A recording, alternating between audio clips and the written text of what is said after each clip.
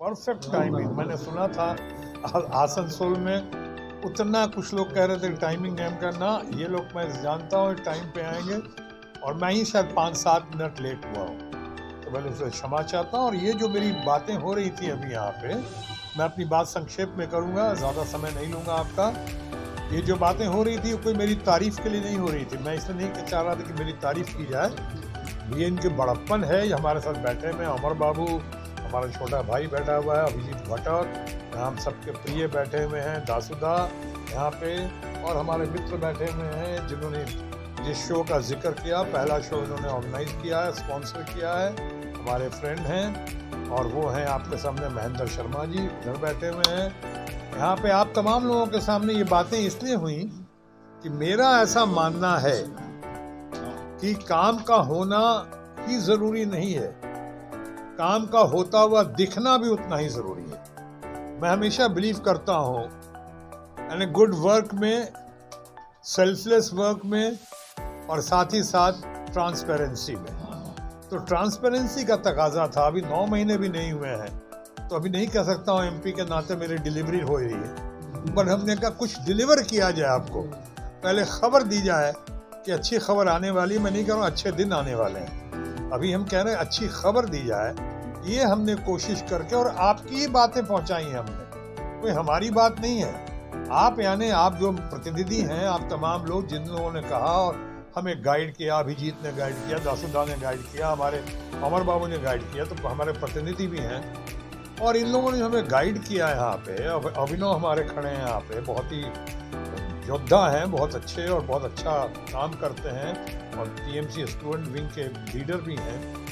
इन लोगों से सब राय मशवरा, यहाँ के लोगों से, चाहे उसमें चैम्बर ऑफ कॉमर्स हो, कि रानीगंज के लोग हों, कि आपके पांडवेश्वर के लोग हों, कि जमुरिया के लोग हों, सबसे बात कर के हमने विधान से बात की, विधान हरिराम जी से बात की, नारायण बाबू से बात की, उज्ज्वल चटर्जी से बात की, तापस बाबू से बात की, जैसे बात करके जो चीज़ मुझ तक पहुँचाई गई, मैंने उसको पुरजोर तरीके से आगे बढ़ाने की कोशिश की है। फॉर्चुनेटली बहुत अच्छा हुआ है, और काफ़ी काम हुआ है, और काफ़ी काम होने बाकी हैं, उसके बारे में बाद में जानकारी दूंगा। साथ ही साथ हेल्थ इशू पे जो अभी अभिजीत कह रहे थे आप लोगों के सामने, मैं वाकई इस मामले में प्रधानमंत्री का आभारी हूँ, प्रधानमंत्री का आभारी हूँ कि उन्होंने मेरे लेटर को, हो सकता है जब मैं फॉर्मर हेल्थ मिनिस्टर रहा हूँ देश का, तो शायद उसका भी थोड़ा प्रभाव पड़ा हो, और यहाँ की मेरी सिंसियरिटी का प्रभाव पड़ा हो कि हेल्थ इश्यूज लेके जो हमारे पास आए हैं उनका बहुत जल्दी निपटारा किया, और निपटारा ही नहीं किया है, बल्कि उनको व्यक्तिगत तौर पे उन्होंने हमें हमारे इसकी मान्यता दी है। व्यक्तिगत तौर पे पर्सनली उन्होंने हमें ख़त लिखा है अपने दस्तखत के साथ, कोई डिप्टी सेक्रेटरी या जॉइंट सेक्रेटरी का नहीं है, उनके दस्तखत के साथ, और उन्होंने अप्रिशिएट किया जो मैंने बहुत सारे दिए। आज भी हमने कुछ आगे भेजे हैं, वो है कैंसर के और बाकी कुछ एलिमेंट्स के, और उन्होंने ये भी देखा कि पहले 1.5 लाख और 1,60,000 मुश्किल से होता था। आई एम ग्रेटफुल कि हमारे मामले में, पता नहीं सबके मामले में हुआ है नहीं, लेकिन मेरे मामले में हमें दिखाई पड़ा है कि 3 लाख और 3 लाख से ऊपर के भी किए हैं उन्होंने, अक्सर 3 लाख। तो मैं am really very grateful to the honourable prime minister of India कि उनके रिलीफ फंड से आया, क्योंकि सबसे बड़ी बात है हमारे अपने आसनसोल के लोगों का, हमारे अपने और हेल्थ इश्यूज तो मेरी हमेशा प्रायोरिटी रही है, कि मेरा हमेशा मानना रहा health of the nation is wealth of the nation. तो वही देश सबसे ज़्यादा चुस्त और तंदुरुस्त रह सकता है जिस देश के लोग, युवा शक्ति खासकर, चुस्त और तंदुरुस्त हों, मजबूत हों, तो उससे ही देश संपन्न होता है। इसलिए उस पर काफ़ी कोशिश करता हूँ, वो भी ट्रांसपेरेंसी के साथ आपको पेश कर दिया। बहुत कुछ होना बाकी है, मुझे पूरा विश्वास है कि माननीय प्रधानमंत्री जी उसको भी करेंगे। ये आपने कहा ये सारी बातें, मैं इससे अवगत हूँ, मुझे खबर दिया गया है, मैं इन लोगों से बातचीत भी कर रहा हूँ, और भी कुछ एक्सपर्ट लोगों से बात कर रहा हूँ, उस एरिया के एमएलए से बात कर रहा हूँ। आपकी बातों में बहुत दम है। पहली बात का जवाब दे दूँ, मैंने 5 तारीख डेट नहीं दिया था, लेकिन मिलूंगा उन लोगों से। अभी ये नहीं कहा वहाँ जाने का, मैं उन लोगों को कहा कि जब थोड़ा इससे फ्री हो जाता हूँ तो आप लोग आइएगा मेरे पास।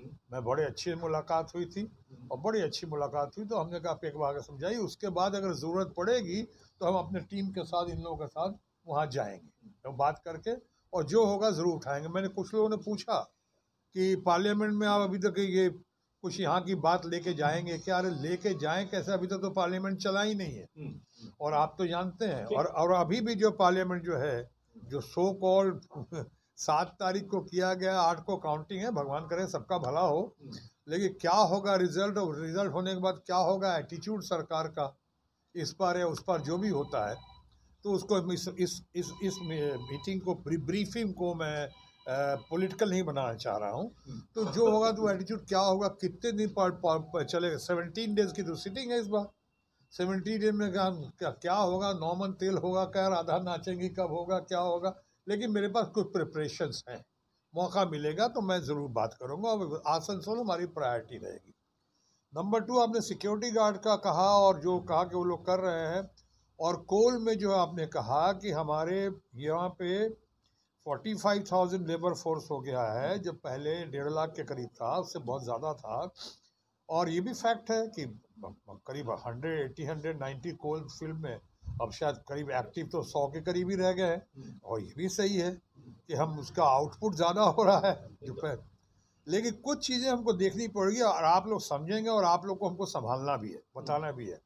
कुछ चीज़ें जो हैं वो सेंटर के अधीन होंगी, कुछ चीज़ें जो हैं जिसमें स्टेट गवर्नमेंट पुश कर सकेगी, कुछ चीज़ें हैं जो हम जैसे सो कॉल्ड बर्निंग इशू को ऊपर ला सकते हैं, उठा सकते हैं।